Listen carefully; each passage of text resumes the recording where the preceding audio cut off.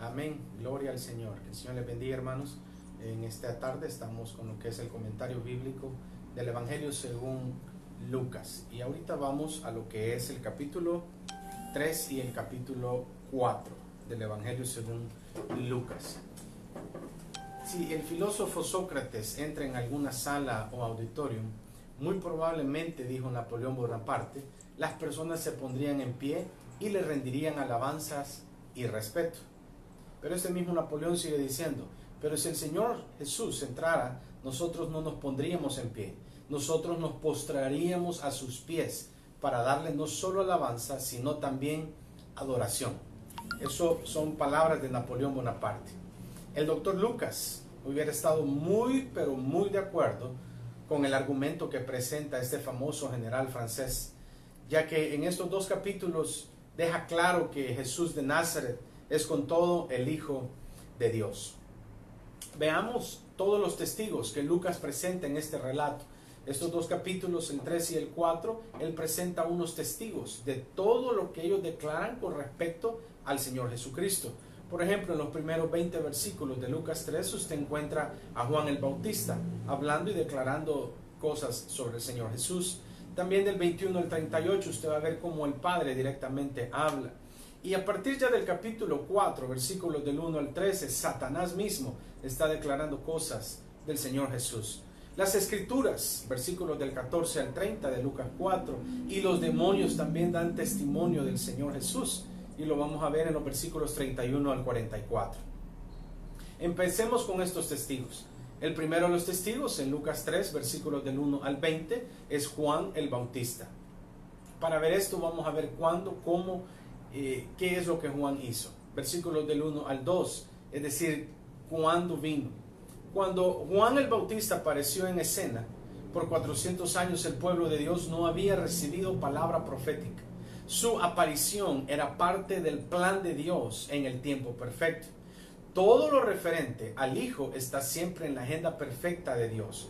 Gálatas 4:4, Juan 2:4, capítulo 13, versículo 1 de Juan también. Los 15 años del imperio de Tiberio César, hermanos, fueron de DC 28 y 29. Lucas menciona 7 hombres diferentes en estos dos primeros versículos, incluyendo un emperador romano, un gobernador, 3 de los tetrarcas, que ya nos dan 5 personas. Estos 3 eran de quienes regían sobre una cuarta parte de un área en específico, los 3 tetrarcas que acá mencionan, y 2 judíos sumos sacerdotes. Son específicamente las 7 personas de los que Juan está hablando. Y la palabra de Dios no fue enviada, quiero decirle a todos estos que mencionamos anteriormente, no fue enviada a ninguno de ellos. Al contrario, el mensaje poderoso de Dios vino a Juan el Bautista, un humilde profeta judío. ¿Cómo vino? El versículo 3 nos habla de cómo vino, haciendo recordar al profeta Elías en su manera de vestir. Lo habla Lucas 1:17, Mateo 3:4, y el segundo del libro de Reyes, capítulo 1, versículo 8, nos habla de la manera de vestir de Elías. Cuando Juan vino a un área cerca del río Jordán, predicando y bautizando, él vino anunciando el reino de los cielos, Mateo 3:3, e instó a las personas al arrepentimiento. Es el mensaje principal de Juan, instar a las personas al arrepentimiento. Siglos atrás, Israel había cruzado el Jordán, el cual también es un tipo del bautismo. Recuerde, la nueva generación no había pasado por el mar, ahora la nueva pasa por el Jordán, para reclamar su tierra prometida. Ahora el Señor les insta a cruzar nuevamente ese Jordán, ahí donde estaba Juan el Bautista, y pasar del pecado a un reino espiritual. Hay que mantener en cuenta que Juan hizo más que solo predicar en contra del pecado. Él también proclamó el Evangelio. No simplemente se dedicó a estar hablando de arrepentimiento, también proclamó el Evangelio del Señor Jesucristo. La palabra anunciaba, la cual es mencionada en Lucas 3:18, nos dice que él evangelizó y les dijo a las personas que confiaran en el Señor Jesús. Juan, hermanos, era solo un chambelán de la boda y Jesús era el esposo. Y él se regocijaba en ver al esposo con la novia. Juan el Bautista se regocijó con la oportunidad de ser él quien anunciaría el Mesías al pueblo de Israel, y tenía claro que luego se apartaría de ese mismo camino que él había preparado y enderezado. ¿Recuerda eso? Isaías 43 ahora se está dando en Juan capítulo 3, versículo 3. El versículo 3 de Isaías 40 menciona que enderezaría el camino. Una característica única del ministerio de Juan fue el bautismo. Lo vemos en Lucas 20 del 1 al 8 y en Juan 1 del 25 al 28. El bautismo no era algo nuevo para las personas. De hecho, los judíos bautizaban a prosélitos, aquellos que habían adoptado la fe judía, los que la abrazaban y creían en ella. Ellos tenían que pasar por un bautismo. Pero Juan bautizaba a judíos. No es lo mismo bautizar a prosélitos, aquellos que adoptaban la fe judía, a bautizar propiamente a judíos. Eso era algo bien inusual. Recuerde que en Hechos 19 del 1 al 5 explica que el bautismo que Juan impartía, le dice Pablo, era uno con expectativas de la venida del Mesías, mientras que los cristianos ahora nosotros lo hacemos viendo ya el trabajo final del Señor para nosotros. El bautismo de Juan, le dice él, era para arrepentimiento. ¿A dónde los encuentra? En Éfeso, Hechos 19 del 1 al 5. Pero no había nada más allá del bautismo de Juan, y ese era el bautismo que el Mesías administraría. Y usted puede ver qué tipo de bautismo es el que el Mesías venía a administrar ahora. Lucas 3, versículo 16. Jesús bautizaría a los creyentes con el Espíritu Santo y fuego, el cual empezó en el día de Pentecostés. Hechos capítulo 2, versículos del 1 al 4. Yo bautizo con agua, dice Juan, pero viene uno que lo bautizará con Espíritu Santo y fuego. Hoy, en el momento en que un pecador se vuelve creyente de Jesús, es representado por el bautismo en las aguas con la invocación del nombre de Jesús. Hechos 2:38, 8:16, 19:5. Usted va a ver cómo el nombre de Jesús es invocado. Capítulo 22, versículo 16, también Pablo narrando su conversión. Y recibe esta persona el bautismo del Espíritu Santo del Señor.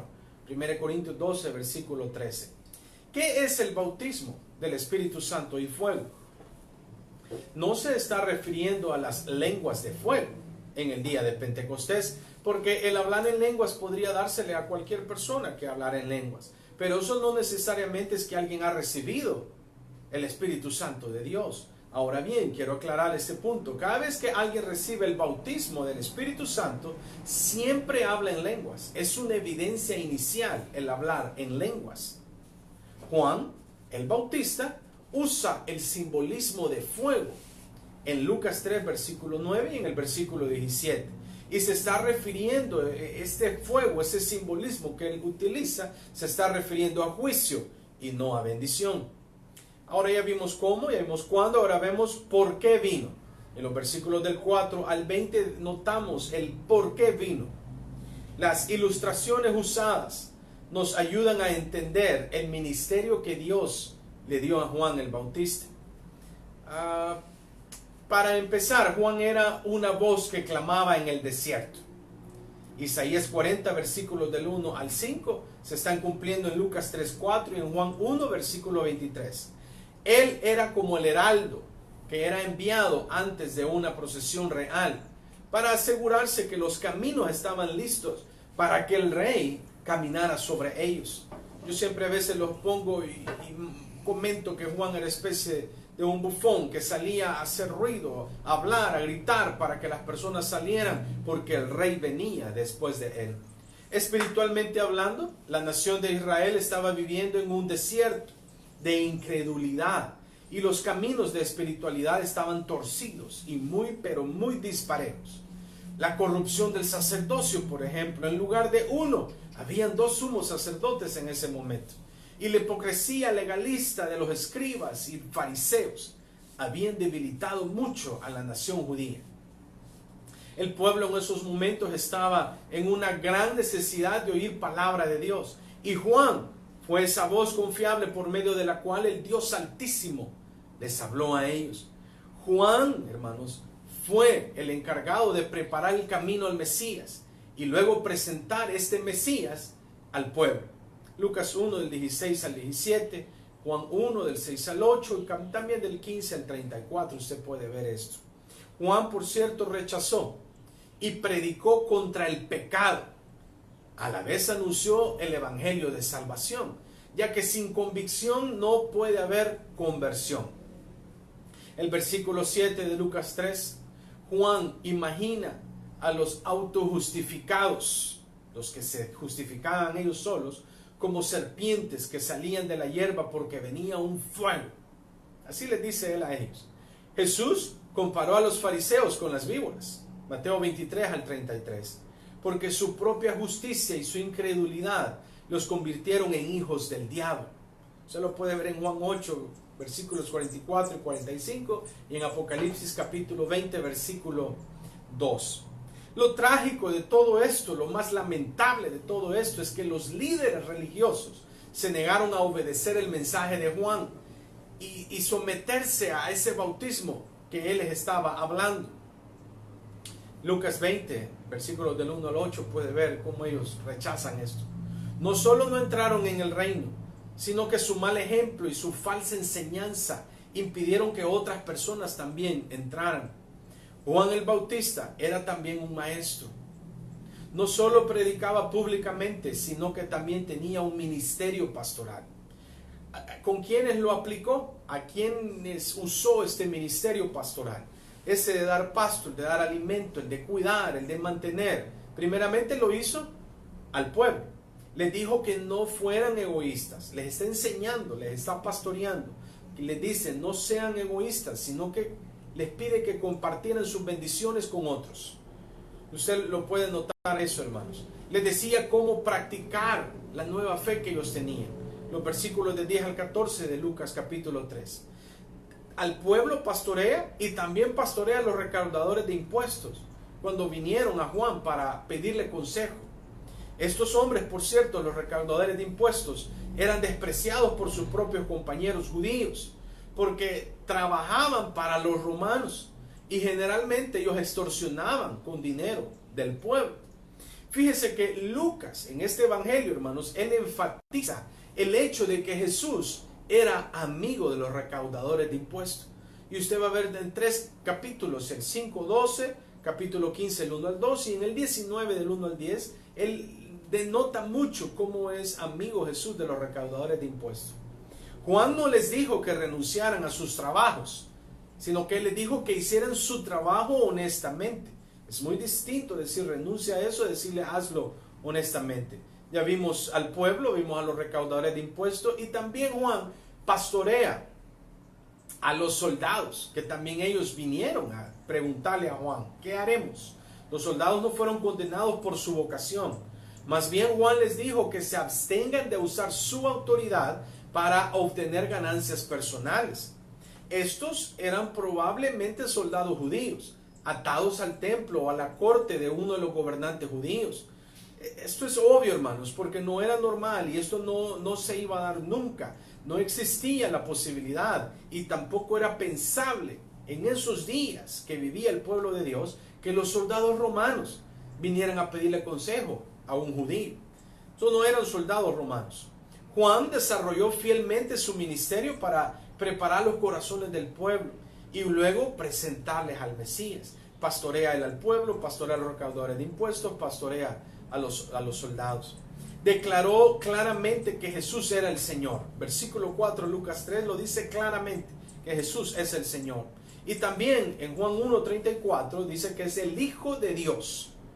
Debido, hermanos, a que Juan rechazó a Herodes Antipas por su matrimonio adúltero con Herodias, este fue encarcelado por el rey y finalmente fue decapitado. Sin embargo, quiero decirle, él había terminado fielmente la asignación dada por Dios.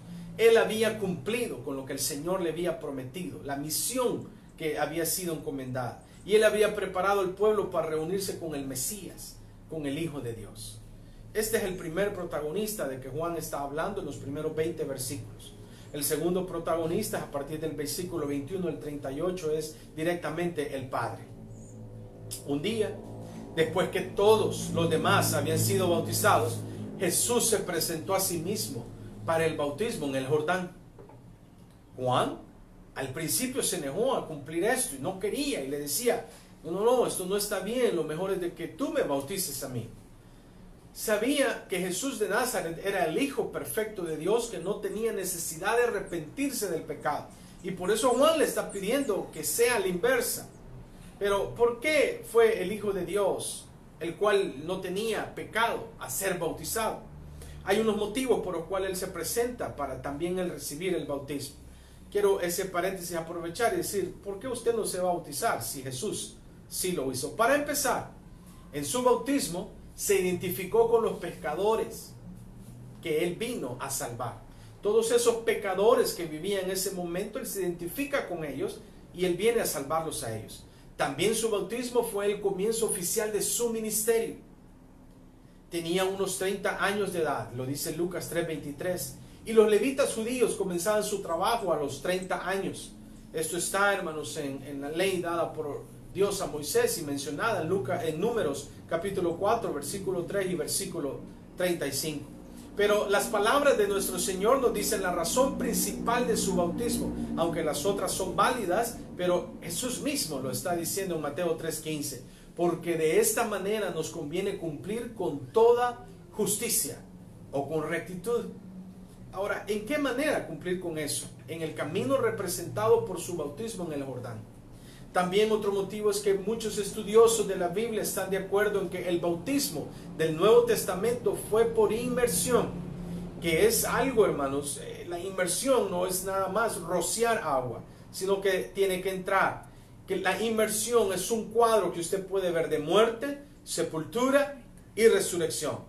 El bautismo de nuestro Señor en agua es un cuadro de su obra de redención en ese momento. Lucas 12:50 y Mateo 20, versículo 22. También el bautismo y las razones del bautismo de Jesús fue a través de su bautismo, de sufrimiento en la cruz que Dios cumplió con toda justicia.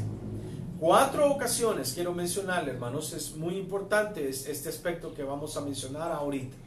4 ocasiones ha usado Dios mismo en el Nuevo Testamento para hablar Él directamente. En el Nuevo Testamento usted va a ver estas 4 oportunidades en las que Él directamente habla, usa su voz. Número 1, cuando nuestro Señor salió del agua, el Padre habló por el cielo y lo identificó como el Hijo amado.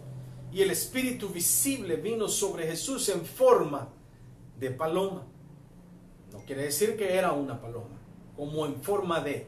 Esta es la primera de 3 ocasiones registradas cuando habla desde el cielo.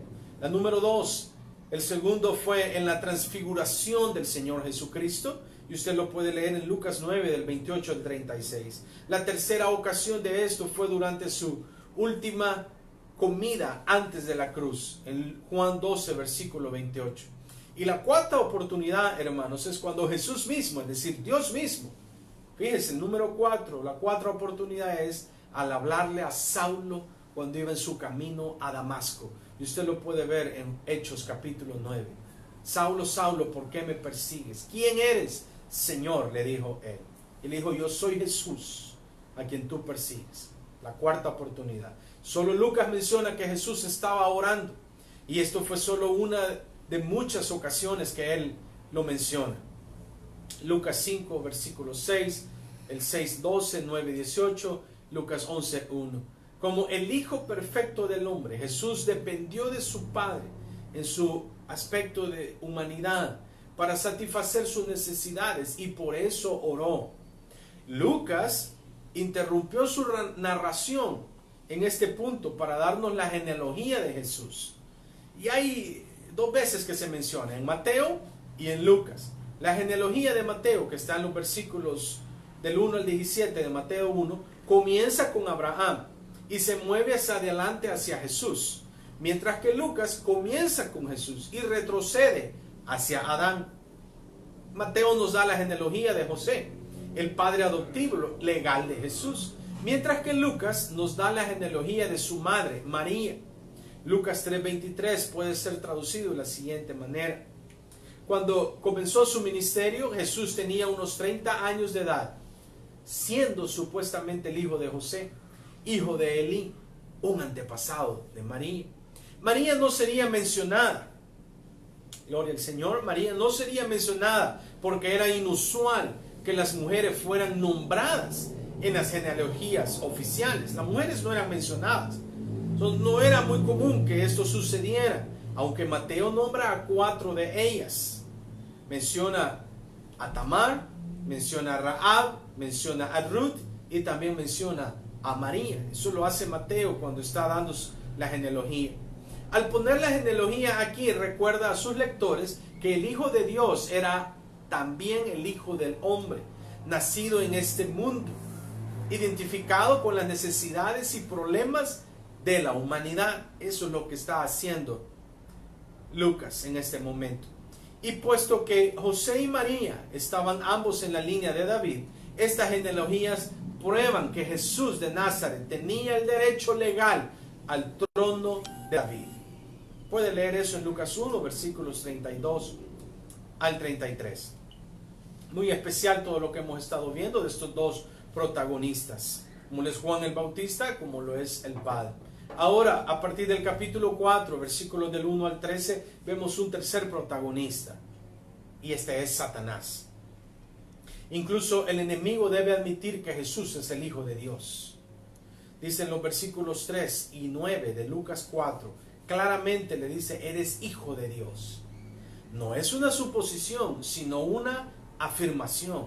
No es signo de interrogación, es signo de admiración. Y significa, en vista del hecho de que tú eres el Hijo de Dios, le está diciendo Satanás.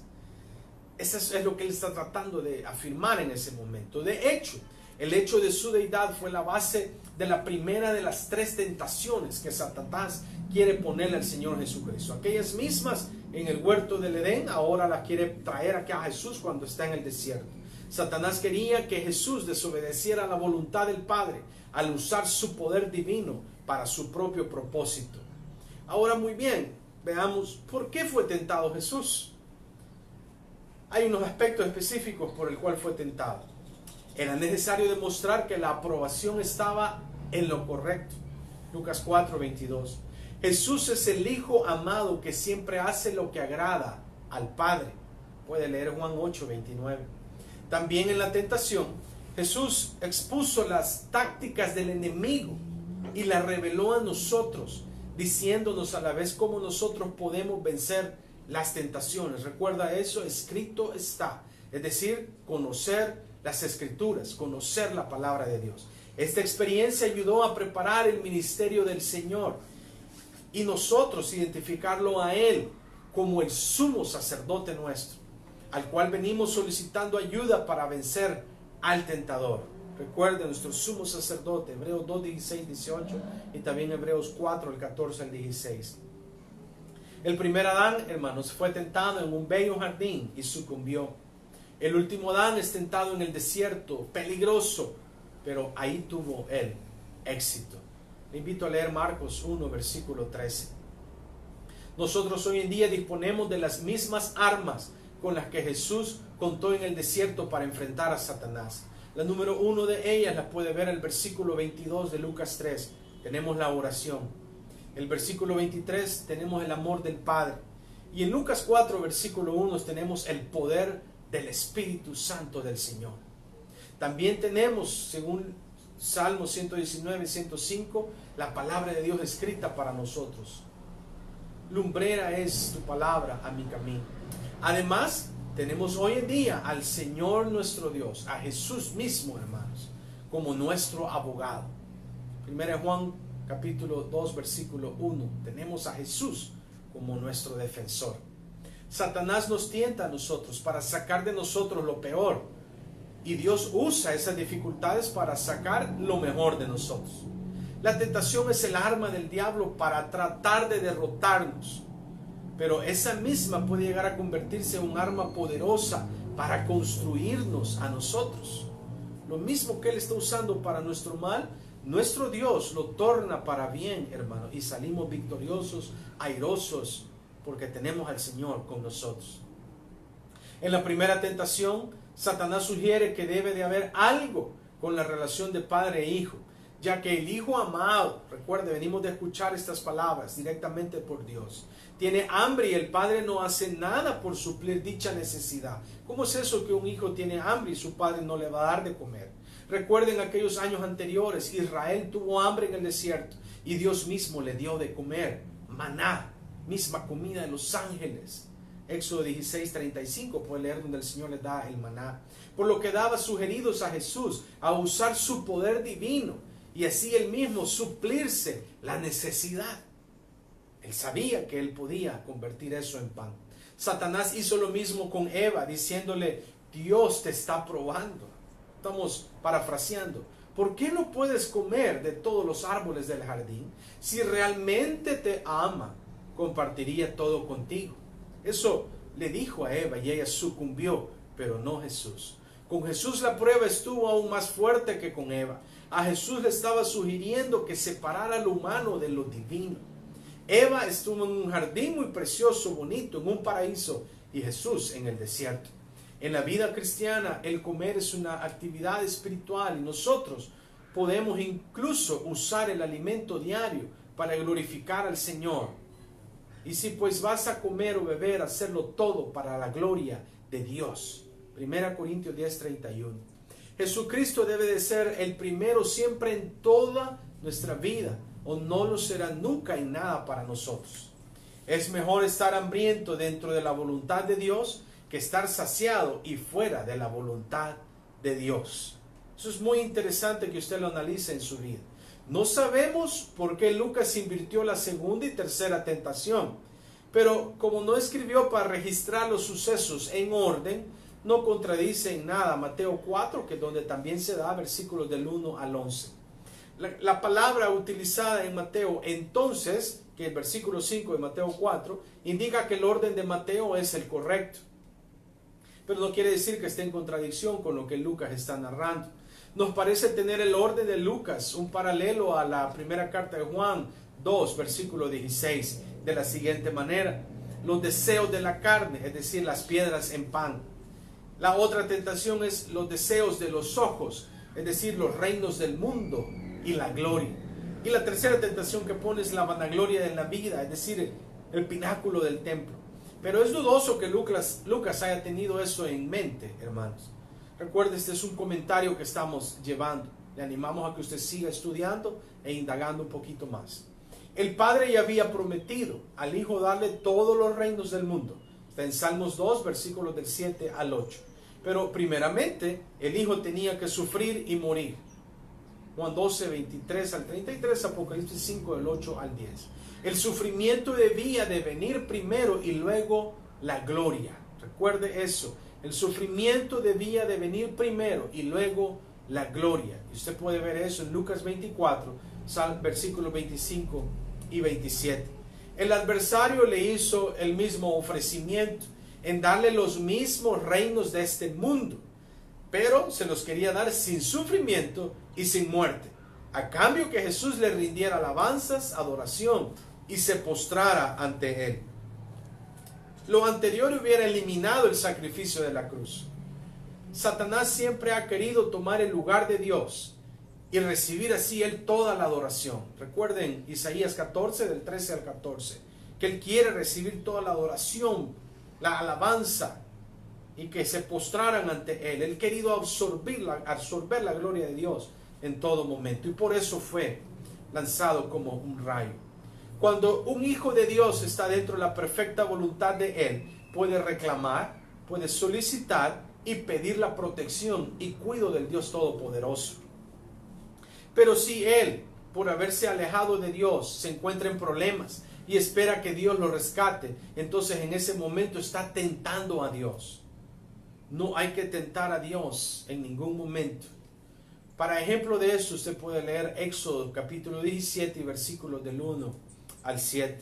Nosotros, hermanos, tentamos a Dios cuando forzamos las cosas o queremos forzar los eventos a que actúen a la contraria de lo que Dios quiere que sea, y queremos que se haga de acuerdo a nuestros deseos y nuestra voluntad, cuando lo adecuado debe ser que sean de acuerdo a la voluntad y al propósito de Dios. La respuesta del Señor Jesús siempre fue: escrito está. Mateo 4:7. y a la vez citó Deuteronomio 6:16. Jesús balanceó las escrituras con escrituras para así obtener la total expresión de Dios y su voluntad. Jesús regresó del desierto como un victorioso, pero Satanás no se dio por vencido. Él estuvo pendiente de otras ocasiones para tratar de tentarlo. Hay un comentarista que se llama Andrew Bonner y él dijo: seamos tan vigilantes después de la victoria como antes de la batalla.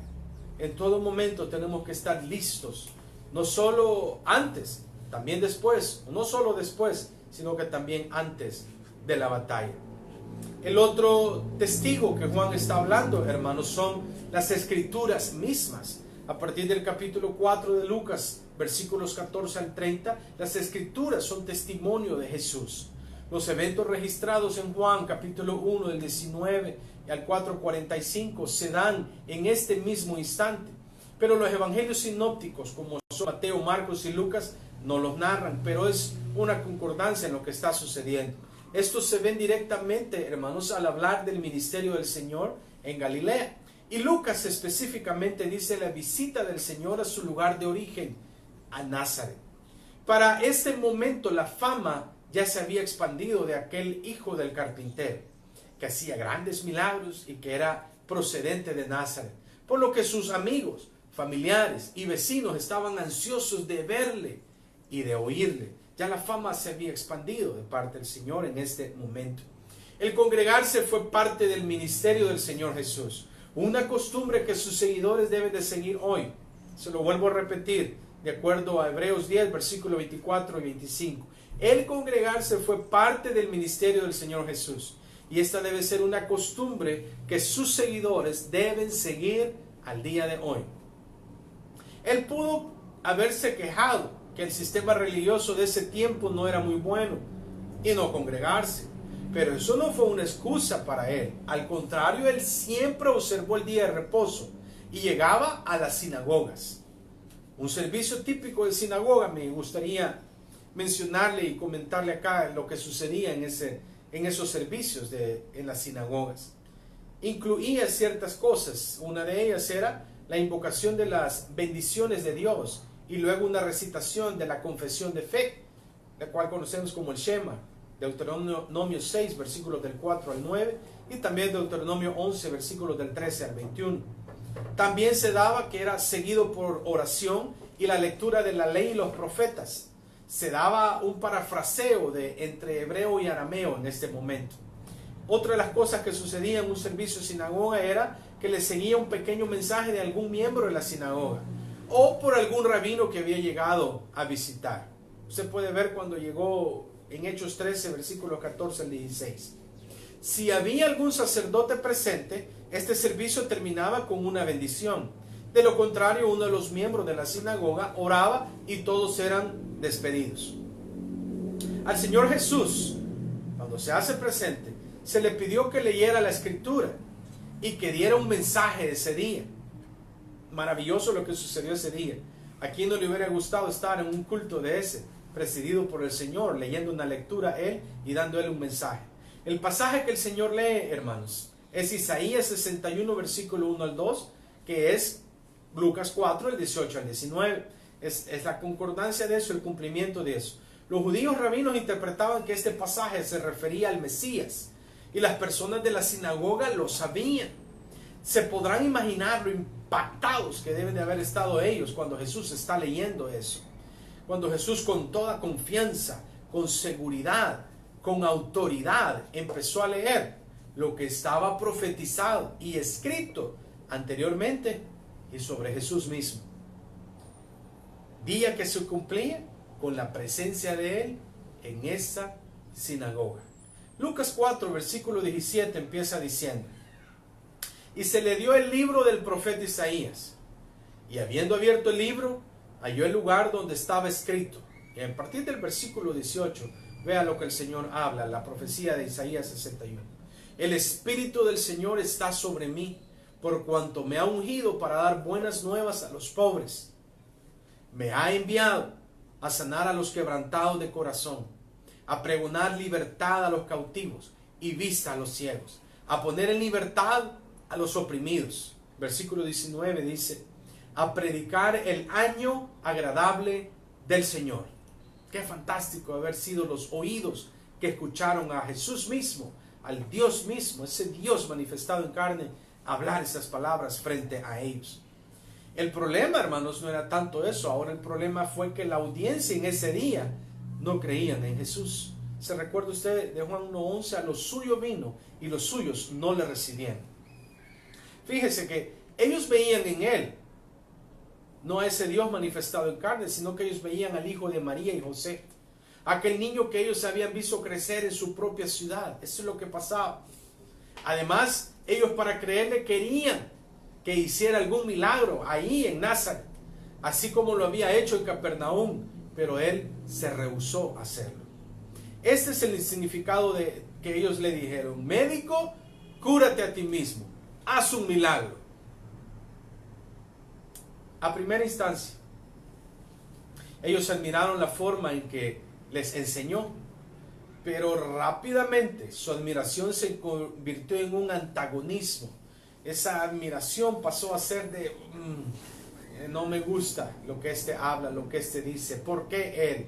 No es posible que él. ¿Por qué no yo quizás? ¿Por qué se da esto? Porque Jesús les empezó a decir de las bondades de Dios para con los gentiles. Y eso es algo muy bueno para nosotros. Por ejemplo, en los días del profeta Elías, lo que Jesús empieza a hablarles a ellos. En los días del profeta Elías había muchas viudas, pero Dios ayudó a una de Sarepta de Sidón. ¿Se imagina eso? Gentil. Eliseo, por ejemplo, sanó a un gentil, a Naamán, el sirio. Y eso a ellos no les gustó, que él les mencionara, no a ellos directamente, sino que citara a gentiles. El mensaje de gracia de nuestro Señor fue un golpe al orgullo de los judíos. Le está hablando de la viuda de Sarepta, le está hablando de Naamán, hermanos. Y él dice, ¿por qué no cita a esos, a nosotros, si nosotros somos del pueblo de Dios? Imagínense a este joven judío diciendo que los judíos tenían que ser salvos por gracia. Igual método que los paganos gentiles, por gracia.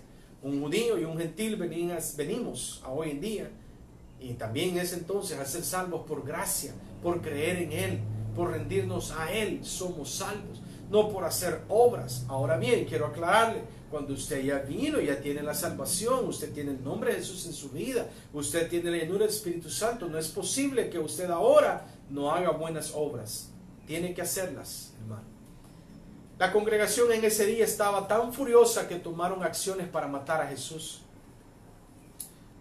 Un comentario de un personaje que se llama Agustín, él dijo: ellos aman la verdad cuando ellos quedan bien, pero odian la verdad cuando ésta los acusa a ellos.